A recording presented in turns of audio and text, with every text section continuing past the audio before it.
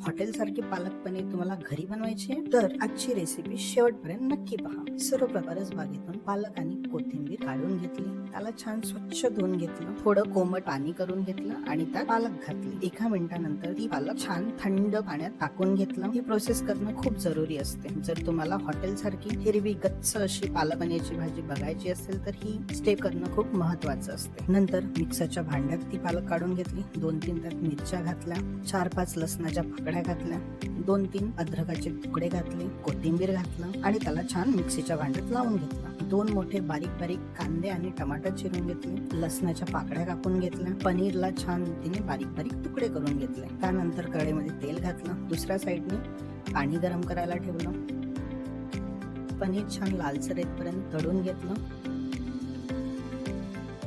कोमट पाण्यात टाकून घेतलं। जर तुम्हाला पनीर सॉफ्ट पाहिजे असेल तर ही प्रोसेस करणं खूप महत्वाची असते। कढईमध्ये तेल घातलं, अर्धा चम्मच मोहरी घातली, जिरा घातला, लसणाच्या पाकळ्या घातल्या, चिरलेला कांदा घातला, अद्रक लसूणचं पेस्ट घातलं, जिरा पावडर घातला, धने पावडर घातला, गरम मसाला पावडर घातला, हळदी पावडर घातलं, लाल मिरची पावडर घातलं आणि चिरलेला टमाटर घातलं, चवीनुसार नमक घातलं आणि त्याला छान शिजू दिलं। त्यात पालकची प्युरी टाकून घेतली आणि त्याला छान मिक्स करून काही वेळ शिजू दिलं, उकळी येतपर्यंत शिजू दिलं। उकळी आल्यानंतर पनीरचे तुकडे घातले, 1-2 मिनिटांसाठी शिजवलं आणि त्यात कोथिंबीर घातली। अशा पद्धतीने तुमची हॉटेलपेक्षाही सुंदर आणि चविष्ट अशी झणझणीत पालक पनीरची भाजी बिलकुल तयार झालेली आहे। तुम्ही सुद्धा आपल्या घरी बनवू शकता। असेच नवनवीन व्हिडिओ जर तुम्हाला बघायचे असेल तुम्ही आमच्या चॅनलला सबस्क्राईब करू शकता। Thank you so much for watching.